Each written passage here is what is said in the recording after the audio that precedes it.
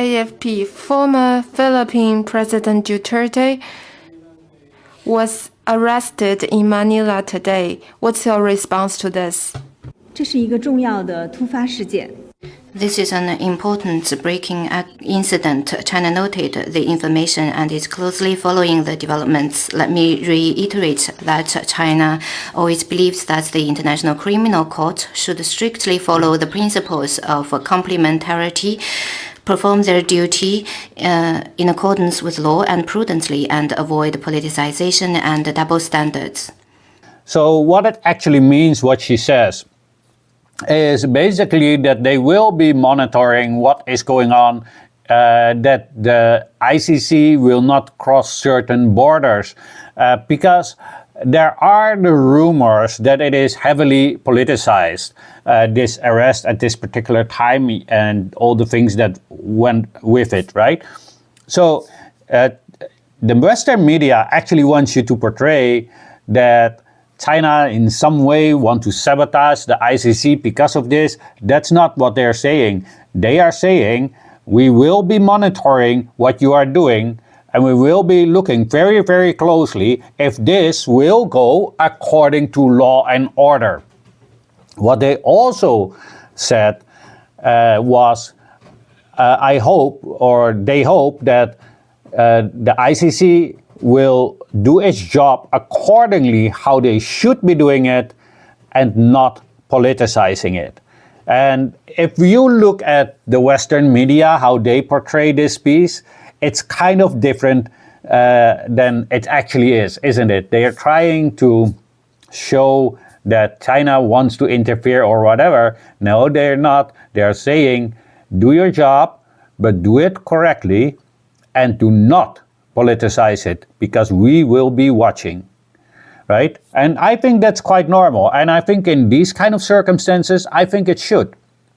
And a lot of people are under the impression that the ICC is being racist because it's only people of color. That's not entirely true, because I believe Milosevic was also there.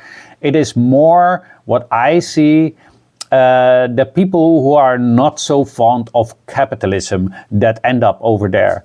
That is a more correct way of viewing it, because I don't think it is racist. It looks very racist because obviously many people or many countries who have been suffered because of capitalism, the ex-colonies and the countries that are still under neo-colonization, occupation, etc. Obviously, those new leaders that will oust imperialism and will oust capitalism always seems to be in some way become the enemy of the West, I should say enemy, because I have no evidence that these ex-leaders that all have been there were actual enemies of the West. I know that the West wants to portray it, especially in our media, that those are enemies, but I cannot say of a single country, and I am living in the West, I'm born and raised here, I cannot think of a single country that is actually our enemy except for, somebody that we call a friend. And somebody who says, or a country that also openly said, to be our friend is fatal. I mean, I don't know what to tell you. Everything points to that, right? I hope people will wake up and start to think for each other. I hope people will watch this with an open mind and understand what was the circumstances under which whatever he did wrong. I don't know. I'm not going to talk about that. I'm not a lawyer. I'm not a judge. It is not up to me. But it seems what he also said in another segment was whatever he did it for the people. And I think that he truly thought that he was doing that for the people, whether the people liked it or not. He was doing it for his country. There was a very difficult time because of those substance abuses, and I think every Chinese people will directly understand that, and China will also understand that because of the opium wars that China had to suffer from, of which still is ongoing suffering of those kind of consequences, right? So, he did it for his country. I think, right? I believe that, whether it is right or wrong, whatever he did, but it's something to think about.